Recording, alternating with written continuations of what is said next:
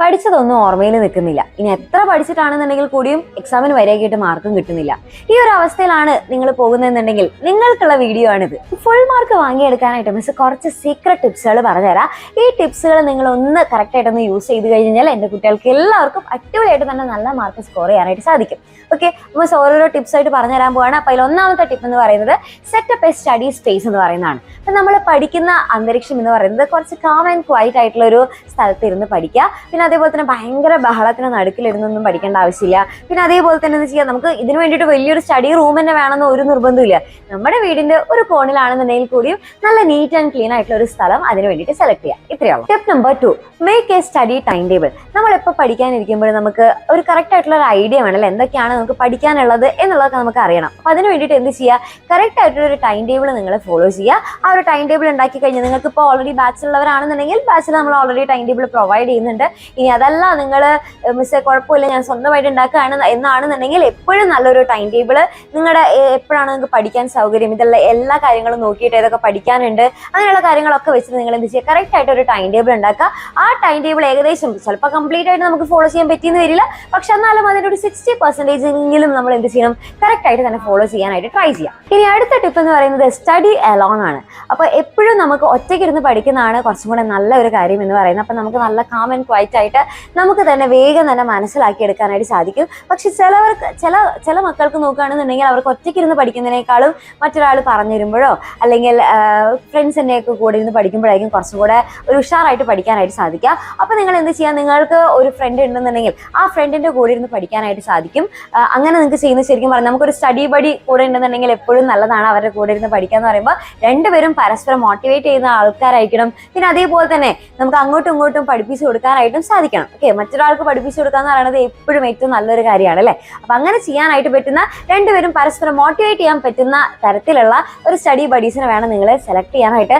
മാത്രമല്ല നിങ്ങളിപ്പോൾ ഫ്രണ്ട്സിന്റെ ഗ്രൂപ്പിൽ ഇരുന്നിട്ട് കമ്പൈൻസേറ്റ് ചെയ്യുകയാണെന്നുണ്ടെങ്കിൽ 3 പേരിൽ കൂടുതലായിട്ട് ആ ഗ്രൂപ്പിന്റെ വലിപ്പം കൂടാതെ ശ്രദ്ധിക്കണം. അപ്പോൾ 3 പേര് കൂടുതലാണെന്നുണ്ടെങ്കിൽ കൂടുതൽ ഡിസ്ട്രാക്ഷൻസ് ആണ് കൂടുതൽ വരുള്ളൂ, പഠിത്തത്തിന്റെ അളവ് കുറഞ്ഞു വരും. ഓക്കെ, അപ്പൊ അതുകൊണ്ട് തന്നെ ചെയ്യുക, ഒറ്റയ്ക്ക് പഠിക്കുകയാണ് നല്ലത്. ഇനി അഥവാ നിങ്ങൾക്ക് കമ്പൈൻ സ്റ്റഡി ആണെന്നുണ്ടെങ്കിൽ ഒരു ഫ്രണ്ടിനെയും കൂടെ കൂട്ടിയിട്ട് പഠിക്കാം. അടുത്ത ടിപ്പ് എന്ന് പറയുന്നത് ബ്ലോക്ക് ഓൾ പോസിബിൾ ഡിസ്ട്രാക്ഷൻസ്. അതായത് നമുക്ക് ഡിസ്ട്രാക്ഷൻസ് വരാനുള്ള എല്ലാ വഴികളും നമ്മൾ എന്ത് ചെയ്യുക, തടസ്സപ്പെടുത്തി വെക്കുക. അതായത് നമുക്ക് കുറച്ച് നേരത്തേക്ക് നമ്മൾ പഠിക്കാനുള്ള സമയം എന്ന് പറയുന്നത് നല്ല കോൺസെൻട്രേഷനോട് കൂടെ പഠിക്കേണ്ട ഒരു സമയമാണ്. അപ്പൊ അതുകൊണ്ട് തന്നെ എന്ത് ചെയ്യുക, എല്ലാ ഡിസ്ട്രാക്ഷൻസും ഒഴിവാക്കുക. അപ്പൊ നമുക്കിപ്പോൾ ചിലപ്പോൾ നോട്ടിഫിക്കേഷൻസ് ഒക്കെ വരുമ്പോഴാണ് നമുക്ക് ഫോണൊക്കെ എടുക്കാനായിട്ടുള്ളൊരു ടെൻഡൻസി വരിക അല്ലേ. അപ്പൊ അയ്യോ അതെന്തായിരിക്കും, വാട്സാപ്പിൽ ആരായിരിക്കും മെസ്സേജ് അയച്ചിട്ടുണ്ടാവുക എന്നൊക്കെ നോക്കാനായിട്ടൊരു ടെൻഡൻസി ഇതായിരിക്കും. അപ്പൊ നിങ്ങൾ എന്ത് ചെയ്യുക, നമ്മൾ പഠിക്കുന്ന സമയം നോട്ടിഫിക്കേഷൻ എന്ന് പറയുന്നത് ഓഫ് ആക്കി വെക്കാം.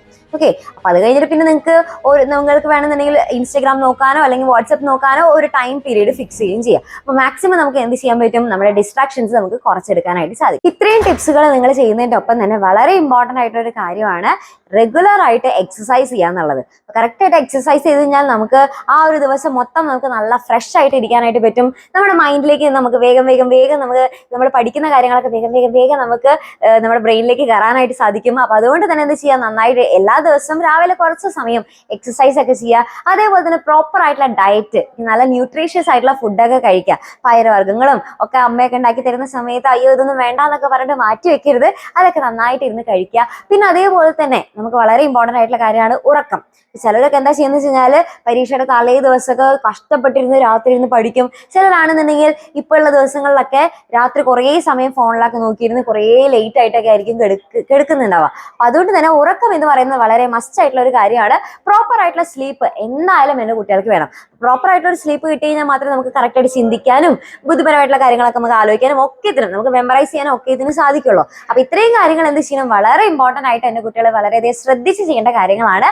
അപ്പൊ ഈ ഒരു ടിപ്പുകൾ എന്ത് ചെയ്യുക, നിങ്ങളുടെ ലൈഫിൽ ഇനി ഒന്ന് നിങ്ങൾ പഠിക്കാനിരിക്കുന്ന സമയത്തൊക്കെ നിങ്ങൾ ഇതൊന്ന് ട്രൈ ചെയ്ത് നോക്കി നോക്കാം. ഓക്കെ, എന്നിട്ട് എന്ത് റിസൾട്ട് ആണ് ഉണ്ടാവുന്നത് എന്നുള്ളത് നോക്കണം കേട്ടോ. അതായത് നമ്മളിങ്ങനെ വെറുതെ ഇതിങ്ങനെ ജസ്റ്റ് ഇങ്ങനെ ഓക്കെ പറഞ്ഞല്ലോ ഇത് ഞാൻ കേട്ടു ഓക്കെ ശരി ബൈ എന്ന് പറഞ്ഞിട്ട് അങ്ങനെ വിടരുത്. ഇപ്പൊ മിസ് പറഞ്ഞിരുന്ന ഓരോ ടിപ്പുകൾ എന്ത് ചെയ്യണം, കറക്റ്റ് ആയിട്ട് തന്നെ നിങ്ങൾ യൂസ് ചെയ്ത് നോക്കി നോക്കുക. അപ്പൊ നിങ്ങൾക്ക് അറിയാനായിട്ട് പറ്റും എന്തൊക്കെ മാറ്റങ്ങളാണ് നിങ്ങളുടെ ലൈഫിൽ ഇത് കാരണം ഉണ്ടായിട്ടില്ല എന്നുള്ളത്. ഓക്കെ, മാത്രമല്ല നമ്മുടെ ലൈഫ് കുറച്ചും കൂടെ അത്യാവശ്യം ഒരു ചിട്ടയോടെ കൂടെ പോകാനായിട്ടും ഇത് ഹെൽപ്പ് ചെയ്യും. ഓക്കെ, അപ്പൊ ഇതെല്ലാവരും എന്ത് ചെയ്യാം, നന്നായിട്ട് തന്നെ ചെയ്ത് നോക്കി നോക്കുക. നിങ്ങളുടെ ഫ്രണ്ട്സിനൊക്കെ ഷെയർ ചെയ്ത് കൊടുക്കുക. സെറ്റാണല്ലോ. അപ്പൊ എല്ലാവരും ഇത് ട്രൈ ചെയ്ത് നോക്കുമെന്നാണെന്നുണ്ടെങ്കിൽ വേഗം തന്നെ എന്ത് ചെയ്യുക, കമന്റ് ബോക്സിൽ വന്നിട്ട് കമന്റ് ചെയ്യുക. മിസ്സേ ഞാനിത് ട്രൈ ചെയ്ത് നോക്കി നോക്കും എന്നുള്ളത് പറയാം. ഓക്കെ, അപ്പൊ അങ്ങനെയാണെങ്കിൽ അത് കാണുമ്പോൾ മിസ്സിനൊരു സന്തോഷം, അത്രേ ഉള്ളൂ. ഓക്കെ, അപ്പൊ എല്ലാവരും ചെയ്യുക, എല്ലാവരും അടിപൊളിയായിട്ട് പഠിക്കുക. ഇനി നമ്മുടെ അടുത്ത ലക്ഷ്യം എന്ന് പറയുന്നത് ക്രിസ്മസ് എക്സാം ആണ്, അത് നമുക്ക് സെറ്റ് ആക്കാം.